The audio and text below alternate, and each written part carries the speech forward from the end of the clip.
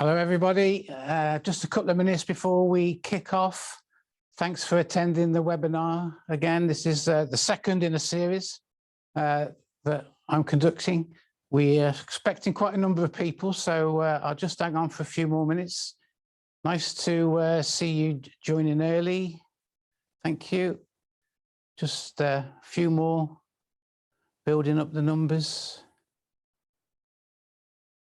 I'll go into formal introductions and things shortly, but just give ourselves another few minutes for people to log on and sign in. Thanks for finding the time. Hope you find it useful.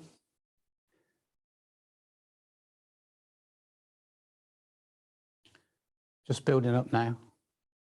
There's always a bit of a lull between the 3 o'clock start and a few minutes where people are in.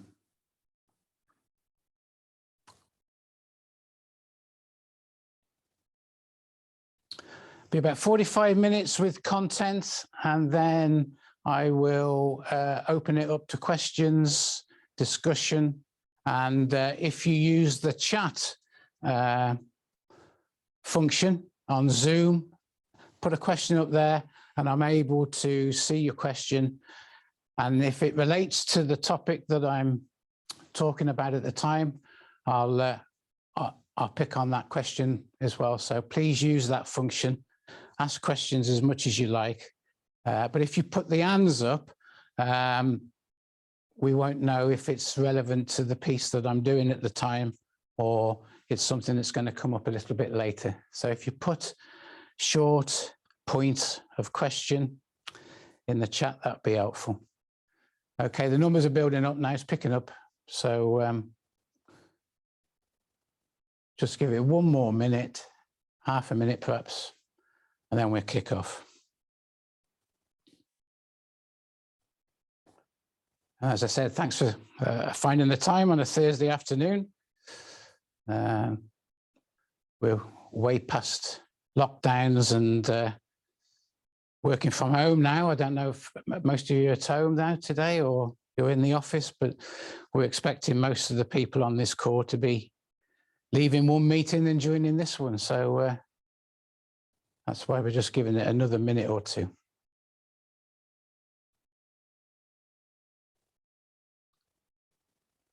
Very good. So I think we'll start. So I'll say hello to everybody. I'll go into the introductions. My name is Martin Gummery, Managing Director of NewLeaf International, management consultancy business. And we specialize in improvement programs, efficiency improvements, and we combine people development, projects to gain results, and upskilling of people, including tools and techniques, but also the people development element as well. And when I talk about efficiency improvement today, a lot of those things combine, and that will become self-apparent. We really specialize in having an integrated framework, and that integrated framework comes from a systems thinking background that not only I have, but the consultants in the business have too. So we see everything in an organization as a system. So again, as part of efficiency improvement, the angle that I will be taking today is around having the right processes, the right systems, and thinking in a systems way. So welcome. The company's been going for 25 years or more now, actually. So I build on a lot of experience when I do these webinars, and that's why I encourage questions through the chat function to encourage me to think about something that I probably wouldn't have planned to say. So thanks for that. A bit more about us that's linked with the theme today.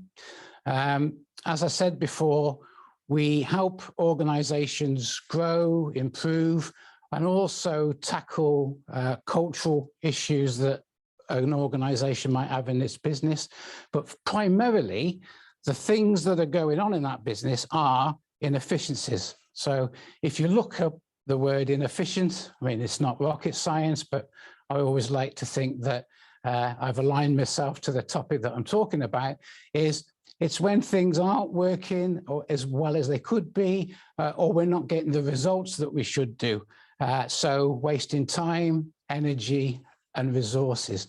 And I like to see things in pictures. So one of the first things that I would want to do is just remind people about what inefficiency does. And I know this is basic, but if you think about any organization that you're in, service industry, manufacturing industry, call center type activities, project-based client delivery work, there's an opportunity in any situation to enable to get 100% of it correct. Now, this is almost impossible.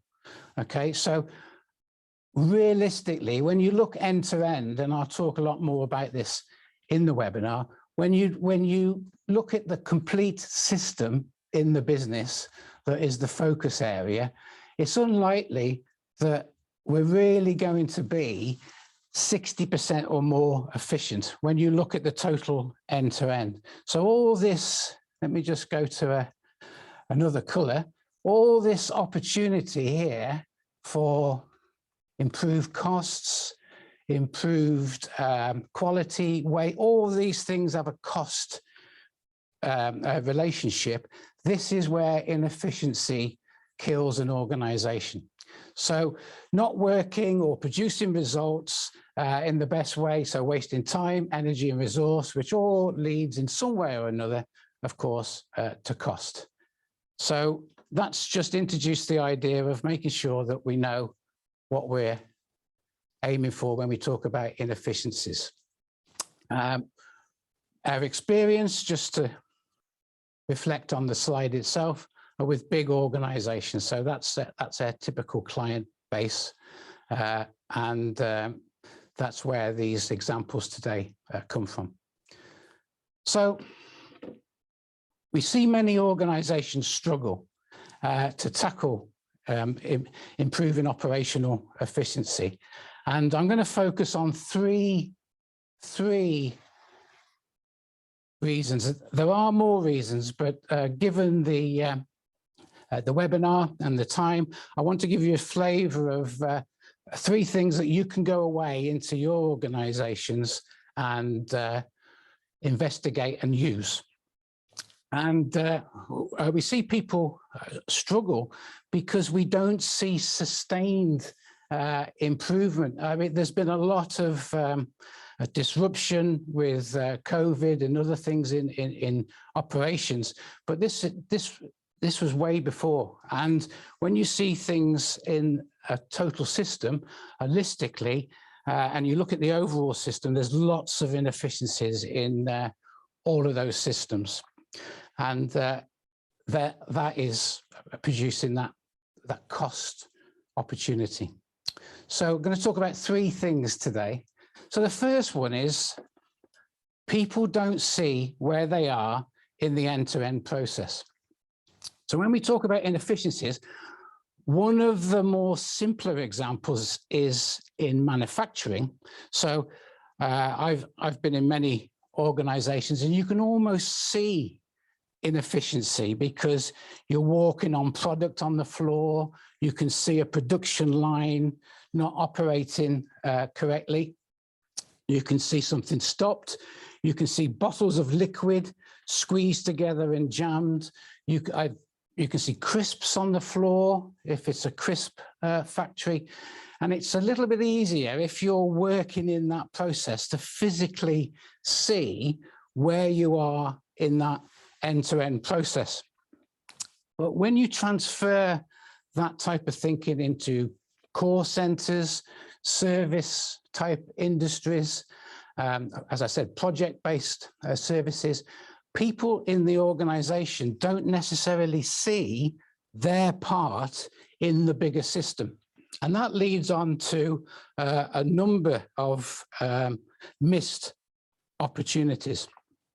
So if you take the manufacturing point, somebody on the case erector seeing finished product knows how efficient he or she is doing that job because he sees the cases of product.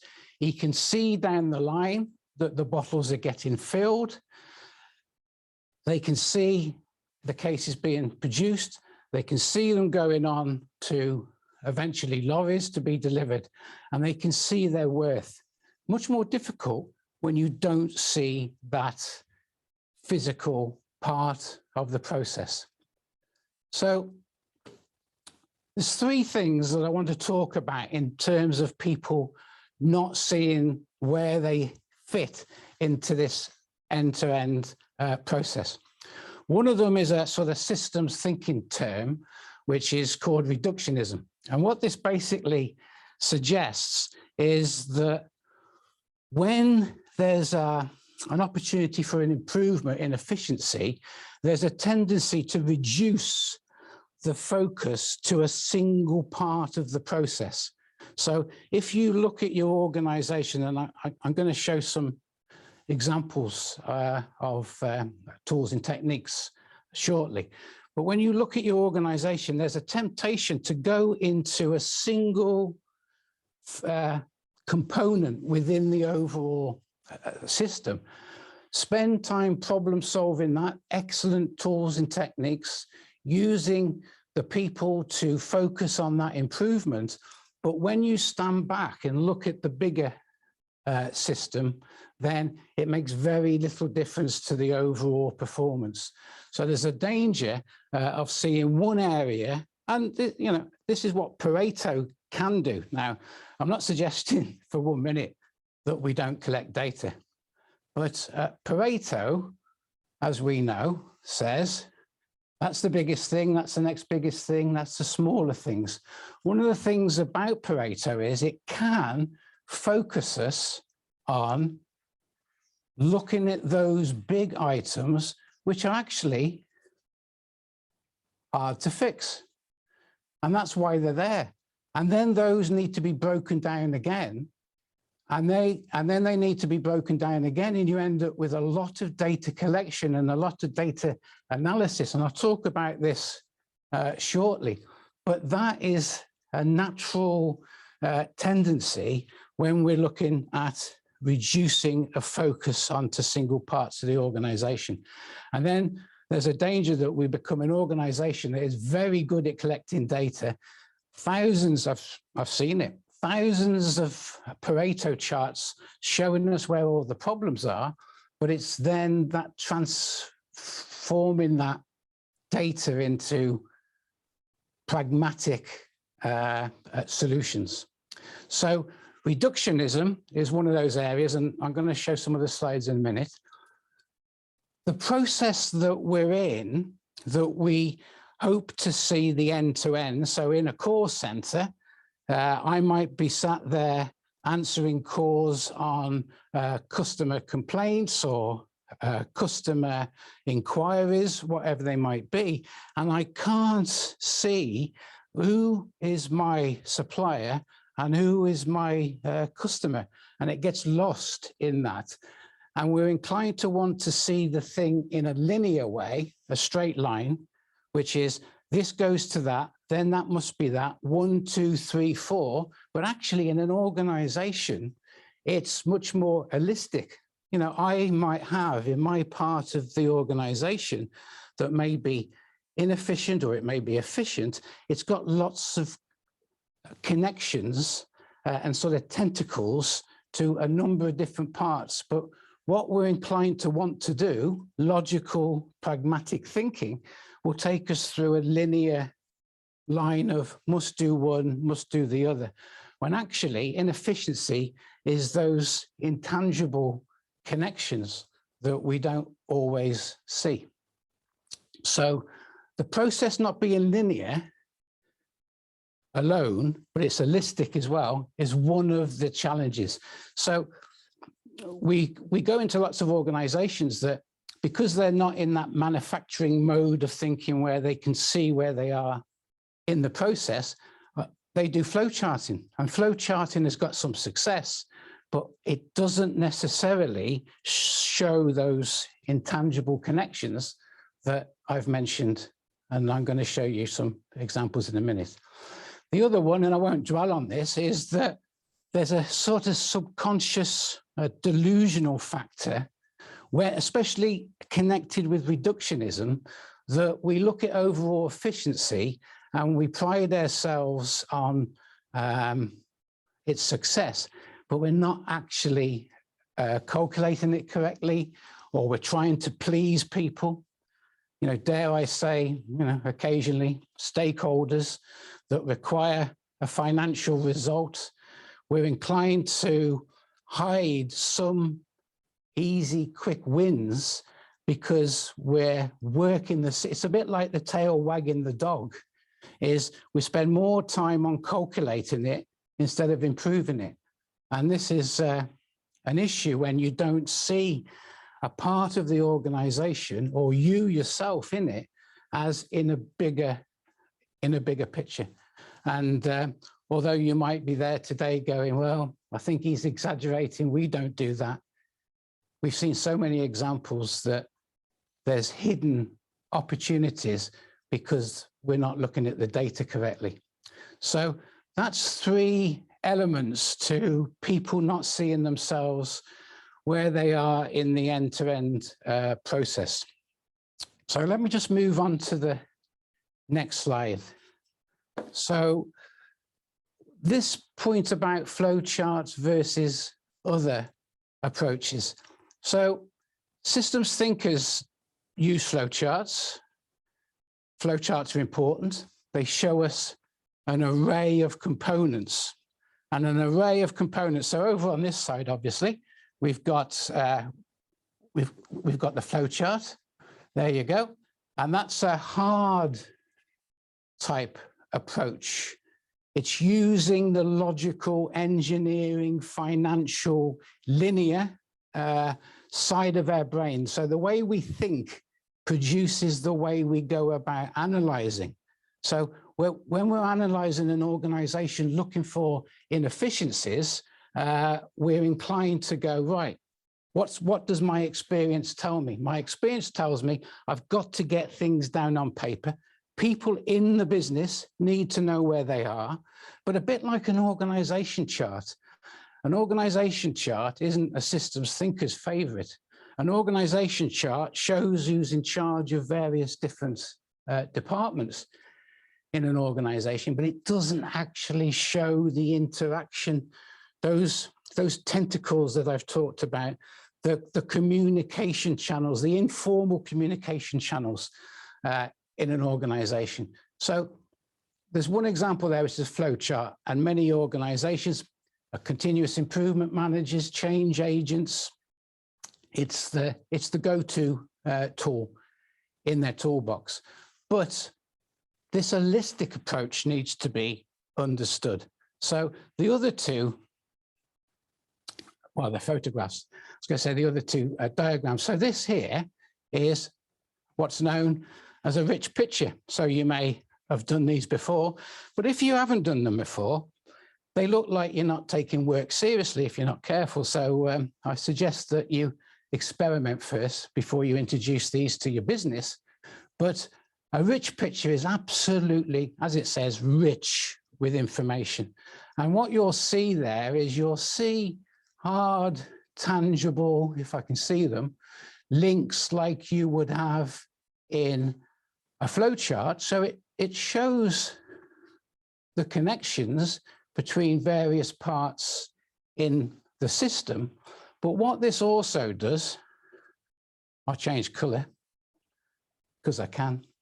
So it also shows the nerve endings, the sort of the veins and the nerve connections between things. These are the communication things, the behavioral stuff, the softer things. So what a rich picture does is it shows you the hard, but then on top of the hard, better write it properly, yes, you'll think I'm 5 years old with a crayon, but it shows you the hard, but it also overlaps that hard thinking of the flowchart with the softer side of the interconnections, the interdependencies of elements in the organization. So the third photograph is just showing people. This was one a short while ago, really, but a couple of years ago that I facilitated. So this is a group of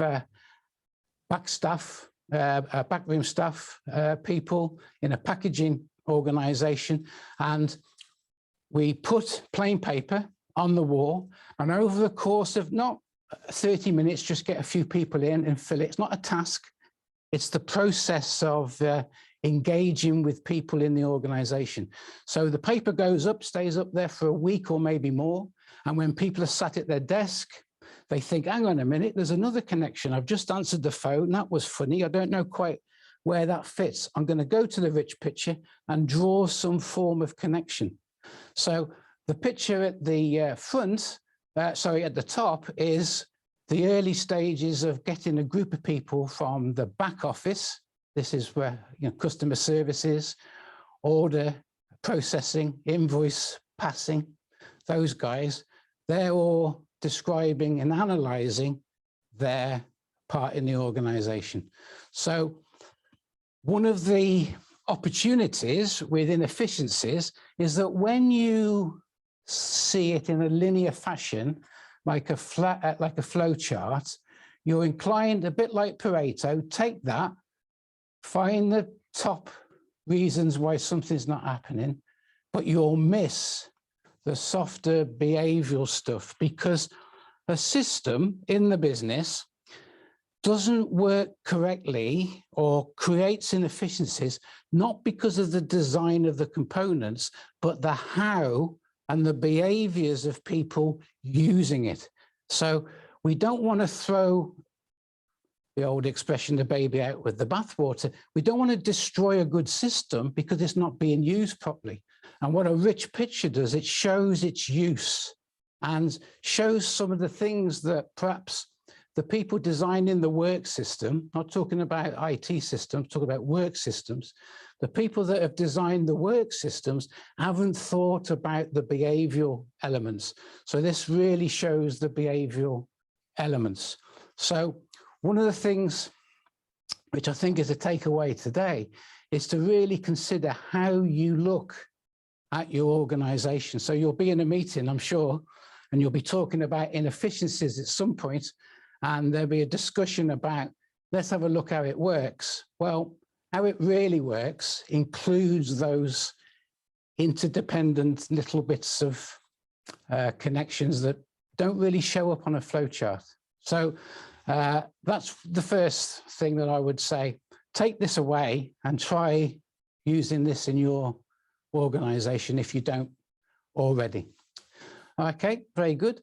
So happy to see the chats coming through. I haven't got any yet, but please ask if you wish.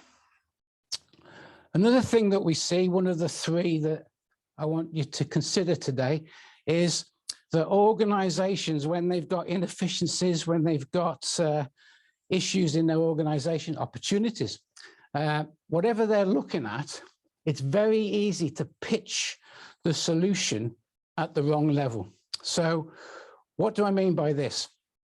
There's a number of reasons, but one of the great things about improving inefficiency in an organization, and I can imagine that a number of you won't agree and we can have a discussion about it, but when you look at the true end-to-end of an organization, it's rarely more than 50 or 60% efficient. I know in manufacturing, and I was brought up on it in my early managerial life, OEE, overall equipment efficiency, will look at a line, look at some early stages of the inputs into that. I'm talking about production lines, the outputs, as I said, out to the transport department that delivers it, when you look at that, you can say, oh, we planned to make 100, we made 80, we're 80%. And there's calculations that are more complex than that, but they still hide a number of inefficiencies. So when you look at more of the system, the holistic side of the system, then it doesn't get much more than 50 or 60%, I'm afraid.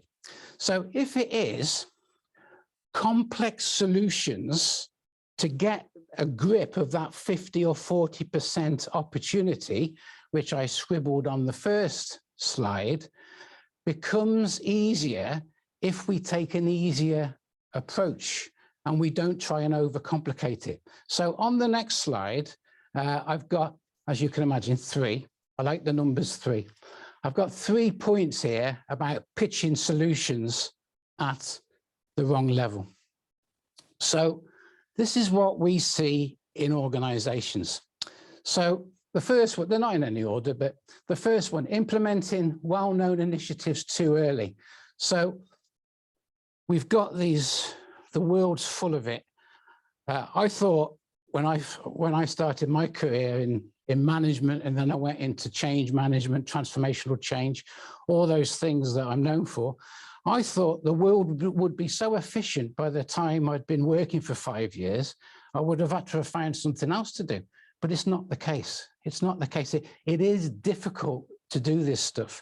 And one of the challenges is that when an organization, this is the first point, when an organization knows it's got inefficiencies that it needs to address, it goes to a well-known initiative, lean, TPM in the old days, world-class manufacturing, Six Sigma, and more. All of those initiatives have really good intentions. They have really good tools and techniques. But one of the problems is they get used when the organization's not ready to use them because of the level of real inefficiency that it's at. And I'm going to describe that with another diagram shortly. So that's one reason. Another reason, and this isn't so common, but implementing well-known initiatives for the wrong reason. So Six Sigma, lean, all of those things can become a strategy in an organization to show people that they're aiming to improve. Sometimes customers, sometimes stakeholders, sometimes employees. But again, using it for the wrong reasons creates more inefficiencies in the organization than it actually does to solve them. So getting objectives clear is absolutely important. If the objectives are to reduce inefficiencies, then the strategies are the initiatives at a fairly high level in the organization. So making sure that the intelligence is used in the organization to connect the initiative with the objective is absolutely critical. And again, I'm going to draw this. A third point, sort of less tangible, is that pitching solutions at the wrong level is sometimes because we don't understand the engagement of the workforce. I've called it the psychology of engagement, but I don't want to be too, philosophical about it. But we're inclined to pitch solutions at a level which is simply telling the business, the individuals in the business, do this instead of what you used to do. And that's a very difficult thing to do. And I've met many people, and many people think, oh, well, I'm firm and fair. If I tell people I want it to be done this way and not done that way, they will go with us. Well, again, that is extremely rare. So not knowing the psychology of engagement, as I've called it, but just the pure, simple way of engaging with the workforce is something that prevents initiatives and efficiencies being improved. So I'm going to build on these 3. Now we've all, well, I say all, I presume that we've all seen the apple tree analogy. So the apple tree analogy suggests that apples on a tree are problems in an organization. So on this one side, this is about efficiency. So as I've said before, when you look at true efficiency, 100% at the top there, it's probably difficult to ever achieve. At the middle, you've got 50%, down here, you've got 30%, and of course, you've got low levels of efficiency below. So that first line there, that is showing us that the higher we are with our efficiencies, the higher we need to go up the tree to fix inefficiencies. So if those apples are inefficiencies, the ones further up the tree are harder to get. So let me try and draw straight lines. Well, we can forget that, but I'm trying. Okay, if I draw lines here now across that tree, what we've basically got is if we're between 30 and 50%, what we should be addressing is fairly low-hanging fruit, right? Obviously, that's where the expression comes from. We should be aiming to try and get those apples fixed. We should be trying to make improvements that aren't too hard to get. So on this other side, okay, so what we've got on this other side is we've got much harder to achieve up there and easy to achieve here. So that scale represents the amount of effort and complexity we need as an organization to fix the things that are wrong in the business. Now, this is where those 3 points that I discussed on the previous slide really come into their own. Because if you take, and we've seen many examples, if you take some of the well-known initiatives that companies invest an awful lot of money in, they're designed to be professional. They're designed to be relatively complex because there's clever people putting them together. And what we're inclined to have, so I'll just pick one. Let's just take Six Sigma, for example. So we probably all know the basics of Six Sigma, you know, using problem solving tools and techniques, using quality management approaches, but there's a black level of Six Sigma. So that's a high level of problem solving. And the skills that are learned at the black belt level are the sort of things that are really good, you know, analytical troubleshooting, some serious problem solving, involvement of the work, pan-organizational projects, key important things that will fix some of the hard to fix. Then you've got green. So you've got green belt. So, you know, people are trained to project manage and involve people in fixing that sort of level of problem in the organization.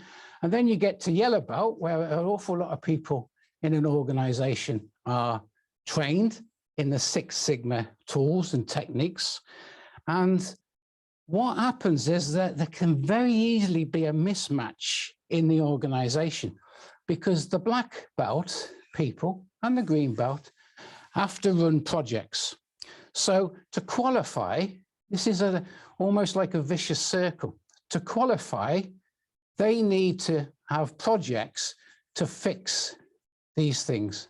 Green 2, up there, not so long, not so complex, but again, they need to fix it. Yellow, learn more basics and go for the slightly easier to reach. But what happens in an organization, this is what I say about pitching at the wrong level, is that companies will train black belts and green belts to fix complex problems. However, the ops manager and his team, imagine I've drawn a team there, they're really only at 40, 50%. When you look at the bigger picture, the holistic system, and not just isolated reductionism of a piece in the organization. They've not only got low-hanging fruit, they're walking over issues on a day-to-day basis that are on the floor, just small issues that aren't getting addressed. And the mismatch with the psychology of engaging with people is, obviously, you need to engage with the ops managers. So the ops managers, the people that sort of own all of these problems, they also own these problems as well. So on a day-to-day basis, they're getting these issues cropping up in their business that are sending them off on tangents and having to take their time. So when a black belt wants to form a team, involve 4 or 5 people, chartered projects, big opportunity, it's hard to engage I've seen this many times, it's hard to engage the operations managers when they're dealing with things that need to be fixed on the floor. So the idea of pitching things at the wrong level means that we've got to clear up in an organization, we've got to clear up some of this stuff before we've got the space and the resource and the wherefore to tackle some more complex things. Now, if you get the balance right, of course, you can do both. But sometimes an initiative that appears to be great for the business actually ends up having a limited amount of success because it's working on good things in a good way, but it's not engaged the organization. So that's a real watch out when you consider how complex you need your solutions. Sometimes, getting people in the operation, brainstorming with a flip chart addresses quite a number of these things. Then we can move on through the journey of the tree. Okay, another one that's connected with this, about engagement, about problem solving, inefficiencies, and I've deliberately used a couple of classics here. One obviously was the apple tree, and now I'm going to go on to the iceberg, not because it's a radically new idea, but it's because many organizations that we're involved with, we go and see, we analyze, we do assessments. When we go into these businesses, we find that they still don't embrace the concept of, some of this thinking. So I presume again that you know about the iceberg, but I'll just fit it into the context of today. So an iceberg, obviously, you can see the top of it, and the top of it, I don't know, technically 20% of the iceberg. So 20% of what you see as an iceberg, there's another 80% of it below the surface that we can't see. So just to complete the drawing a little bit, there you are on your ship. Those things that you see stop you on your journey of excellence and high production, high service levels, high call return, a failure demand, all the things that you're working on as key measures. Those things that are stuck above the surface, the ones that you can see, like me walking over crisps, walking over bottles of liquid that have burst because they've jammed on the production lines, you can physically see those items. And those need to be fixed, okay? So like the apples on the tree, there needs to be problem-solving activities that chip away at these issues above the surface. They are things that are broken. Things that are broken, you can see them, you know they're wrong, they're visible. So because they're visible, you can focus on them and you can have a project on it, you can use problem-solving tools and techniques, and everybody's occupied well. And it's good because in the short term, it improves results. But like an iceberg, but defects in an organization, like the iceberg, That's only 20% of what we see. And what happens, and I know some people, this doesn't connect with the way they think, but it's true. So when you start to eliminate those issues in the organization, you have a never-ending flood of issues. So there's one level which is okay because you get used to solving lots of problems. So you become a problem-solving organization. But what you've got below the surface, like an iceberg, what you've got below the surface are lots of little things that they're not broken, but they're just not right. They're defects. They're just things that we put up with, workarounds. I've heard that expression quite a lot. Well, we know it's not right, but we just work around it. We get around it. So these are defects. And they're not actually broken.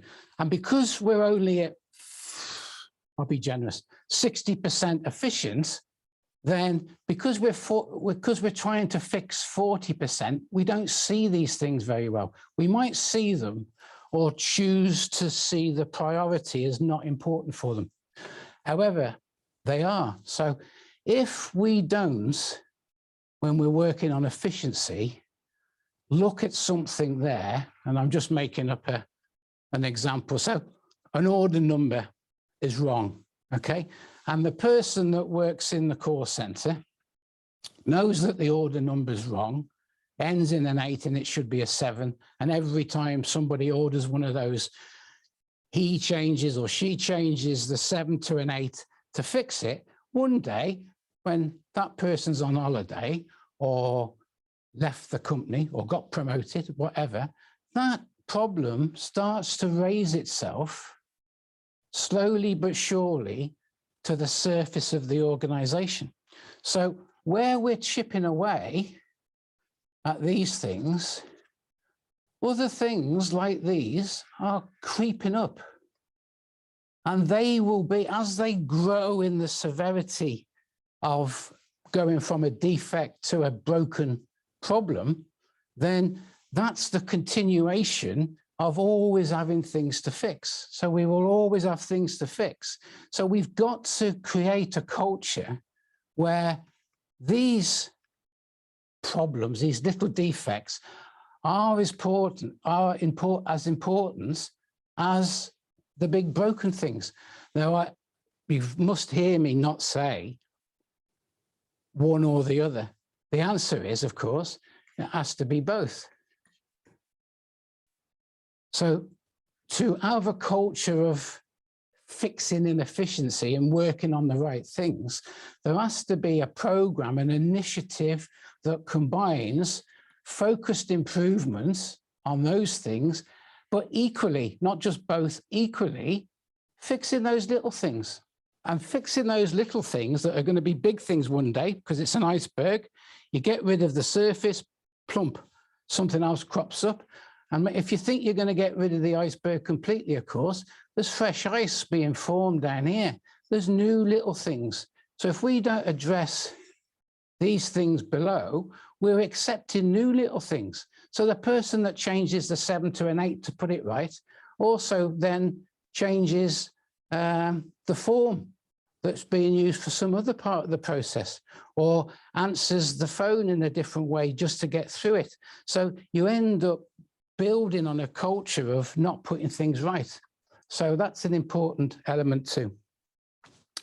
So that's another thought, got to work on both. Now, the third point that is another takeaway really is engaging with the workforce. And there's a temptation that managers get in a room, and I've been one for many years, managers get in a room, look at the data, look at the performance, look at all the things that they need to do to satisfy the business, grow the business, keep the business in order, and make decisions that involve other people changing their behavior. So they will make decisions about people having to work with new systems, having to do things in a different way, changing that order invoice process doesn't have to be, the 7 to an 8, that doesn't have to be a manager. If we can encourage the workforce to just fix those things, that iceberg gets smaller and smaller and smaller. So engaging with the workforce as opposed to telling. So it's a telling versus engagement, which really often gets in the way of improving efficiencies. So again, 3 things. Engaging with the workforce. So I think I'm going to use this mantra, if you like. They know more than we give them credit for. So if you work in an area of the business, we might be a manager, we might have more experience of speaking well at meetings, presenting great ideas, but somebody getting frustrated in the process, not really understanding the end-to-end position they are in the system, just gets frustrated and knows that all they've got to do is change that, but they don't know how to change the system. They only know that they live with it at the operating level, whatever organization we're looking at. So the thing about engaging is, if we're going to introduce tools and techniques, we need to introduce those engaged or trying to get those workforce developed at the same time. So I'm going to draw something about that at the moment. And like the second point, like the apple tree, what we're inclined to do is suffocate with too much data and not enough consultancy. So what I mean by consultancy is we're tempted to tell versus asking. This is all simple stuff, I know that, but I'm not going to apologize for it. Asking open questions. So instead of saying, right, we've got to change all these order sheets now, I want all the 7s to be changed to 8s, they go, well, I'm not sure that's the answer, but if that's what the manager said, that's what I've got to do. If that's what the change manager said, the change agent, the business improvement manager, if that's what they said, I'll do it. But if we ask them open questions, what's the best way of solving this? How can we do something different? They know what they need to do, especially when we're at 50, 60, 70 maximum % efficiency. So they know lots of the answers, but we don't go seeking, we don't consult with them. We're more inclined to tell them. And we talk about everybody talks about engaging the workforce. The third point is, you're never going to get everybody engaged. And to consider that it's a good idea to try and get everybody engaged prevents us from doing the right things. So simply start, and I'll explain that with a diagram in a moment. So this is a classic NewLeaf model. Anybody that's worked with us will be fed up with it, I suppose, but it's so important. Above the wiggly line, there's task thinking. It's that type of thinking that goes, what's the problem? Reductionism. What have we got to do? We've got to fix that. Right, collect some data on it and do it. So above that, and that gets some results. So what that creates is activities. So we've got activities. Now, the 2 key inputs that live in the world of systems thinking need to go into doing those activities. Otherwise, those activities to fix that inefficiency are going to be done in the same way as we've always done them. So there's two inputs. One input is the right tools and techniques, and that's just shorthand. That's shorthand for methodologies, problem-solving processes, tools, techniques, activity boards, whatever the tools need to go with getting the activities done to get improved efficiency. That's an input. Another equal input, though, is the workforce or the people that are actively involved in that area of the business, their capability. And their capability isn't just what they know. It's what they know, the skills, the putting the knowledge into practice, and the attitude, doing it properly, doing it in a team spirit, doing it for the right reasons. So when you look at capability, it's not telling them what they've got to do. It's engaging with them. It's that consultation, which I've talked about. So when you design a program of improvement for efficiency, I'll use another color.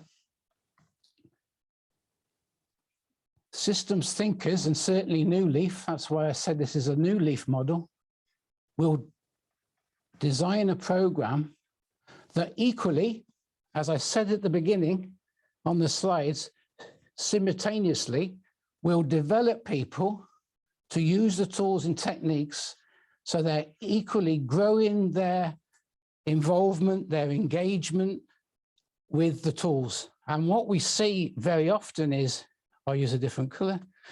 What we see very often is this is done through training workshops and usually owned by a different part of the organization. And this is owned by continuous improvement, business improvement, again, another part of the organization. And it's not really common to see those two things joined up in a single program. So that's another takeaway. Try to design programs where you're building skills, knowledge, attitude with the introduction of new work systems, tools, methodologies, and techniques. The final point, you'll be pleased to know, the final point is there's a myth. You know, we hear it a lot, don't we? All of us, doesn't matter where you are, whether you're in the pub, the golf club, work, we all hear it. People don't like change. But actually, that's a myth. All right? So in your organization, you will have people that like change and want to be involved. You'll have people that can't communicate very well and come over a bit negative. And you'll get people that just are there waiting to see what's required of them. You know, they just look. So if I divide this group of people into thirds, roughly, all right, now the mathematicians in the on the webinar today might argue I'm not talking about mathematically 33 1/3 people out of 100, okay? But what I'm saying is roughly you can take a third, and a third. So if you've got a group of people, even from a small group of 6 onwards to 12, onto 1,000, onto 10,000, the concept is the same. What you've got with 1/3 is you've got positive, naturally, their traits, their characteristics are, they are positive people. They want to do things. There's a third that are questioning, what does the organization want from me? Which way should I go? How do I help? How do I support? I don't know which way to go. And then you've got people that appear to be negative, but it's the way that they communicate. Their intention is to be productive, but they've been in the business maybe a long time. They've seen lots of things not change, and they're inclined to give a sense that they're complaining when actually they're trying to tell us stuff that's wrong.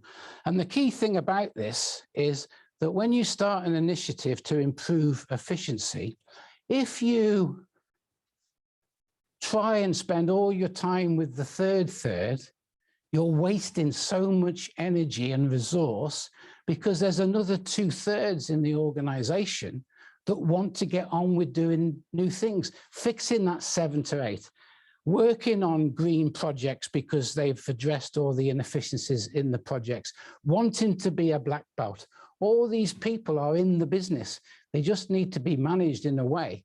Now, if we spend all our time with the third, these ones in the middle go, that's how you get the attention of the management. That's the way the business is going. So we end up with what appears to be more people making inappropriate comments as we might see them. They're not always. Sometimes it's good data not said well.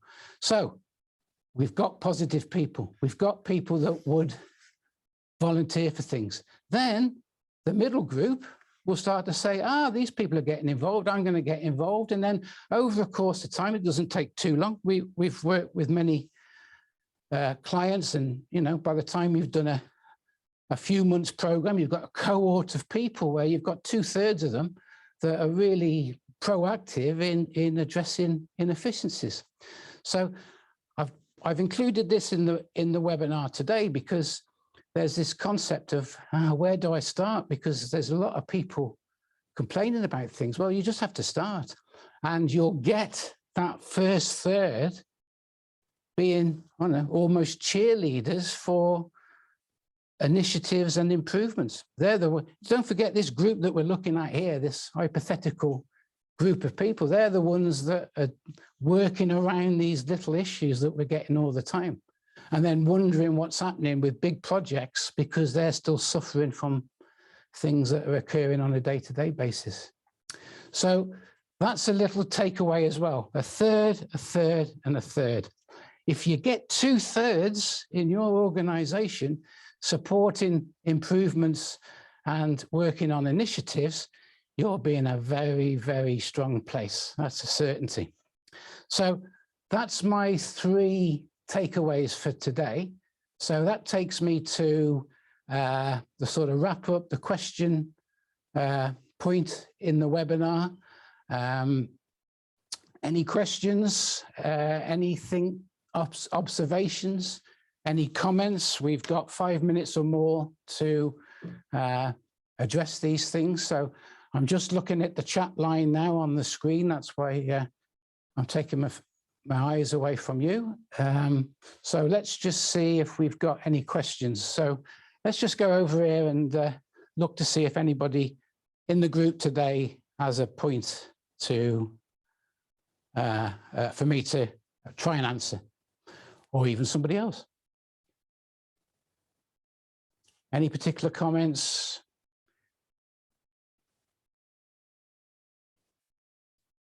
Just while you're probably typing them, you're all being opened up to allowed to talk, so you can, if you wish, ask a question. What we encourage is that you get in touch with us. I'm running a number of 30-minute, perhaps 40-minute chats from the office, addressing individual questions as well as on the webinars themselves. So just waiting for any other questions to come through. Anything coming through? Do you agree people seem to care less than before COVID and it's more difficult to get them engaged? That's Adam 1. When I look at less than our large organizations, when you look at the restaurant industry, for example, they are really suffering at the moment. I noticed that these places are advertising for staff all the time. I think it's a blip. I think you could be correct, but if we put that thought on our shoulders and carry it with us, we might find it gets in the way of encouraging people to be more proactive. So if you go back to my third, if we're encouraging them to get involved, we might break this COVID habit. I'm worried, but I don't see it as a showstopper, that managers who I'm really sort of talking to today to go out and engage with people, maybe they are struggling with their energy levels. So it could be an issue. Other questions? I like the questions, they make me think, and they also allow me to say something that perhaps I should have said in the webinar. So please fire away with them. We've got a slightly limited amount of time, but don't let that put you off.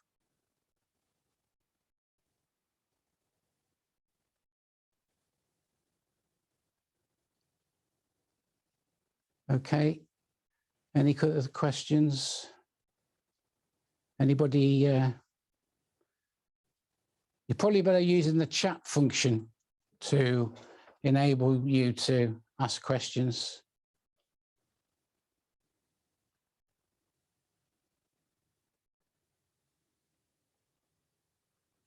Anybody not getting through?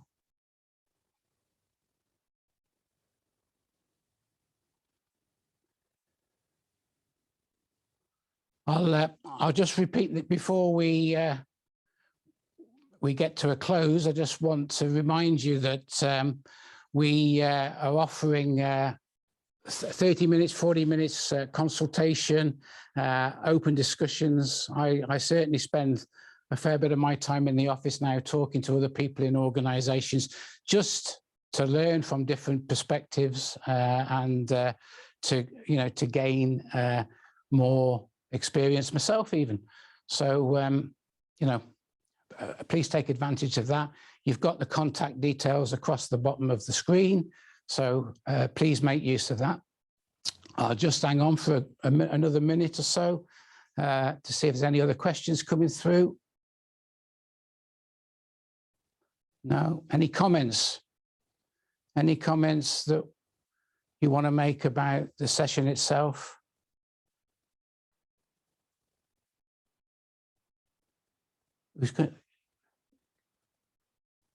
Anybody trying to get in touch? Some good contact. Thank you for your time. Oh, it's a pleasure. Please get in touch. I know it sounds like excellent slides, and the slide on the tree was fantastic. Thank you for that. Efficiency and sustainable system structure, which should be a priority. Both. See, the thing about holistic views is you put a structure in, but you put the structure in as a live organic. This is systems thinking in its purest, okay? So not everybody's going to engage with it, but putting an organic system in allows it to grow. If you design that systemic structure, it grows and it creates a continuous improvement. And if the focus of the continuous improvement is efficiency, it grows efficiency while you're implementing. There's a danger that in a siloed mentality, you work on the structure and you don't work on the results that you're intending that structure to be. And it's simple me using the words, but actually it's simple to do. But we overcomplicate stuff, like I've said before. Really like the iceberg exploration. I am working on a different angle to explain the same in my own work. Definitely keep this one with me. Thanks for the session. Get in touch. I can give you some stuff on it. And I wish you well on engaging with people. Okay, I'm just going to give another 10 seconds, and then we're going to go and lose our time live. In your experience, what is the most effective way of sustaining the gains? Treat sustainability as a proper phase in an initiative. So instead of hoping that you've implemented something well so it's going to stick, be conscious that there are sustainability methods to put into the business to maintain and grow in a piecemeal approach the gains you've had in the business from a step change. So in the early stages, you'll get a step change with your initiatives, but then you've got to go into another phase of thinking, which is putting sustainability processes in. I've got some material on that. If you get in touch with me, Cliff, if you get in touch with me, I'll share that with you. Okay, so we're going to have to wrap up shortly because we've got the airspace being lost. Got a few minutes gained, but I'm going to say goodbye. I'm going to say thank you for attending. Give me some more feedback offline. Get in touch with me offline. I really appreciate talking about this stuff. I've been doing it all my life, and if I can help you, I will. All right, thank you very much for your time. Been great to have this session, and I hope you join in the next one, which will be in a few weeks' time, I guess. All right, thank you very much indeed. Thank you.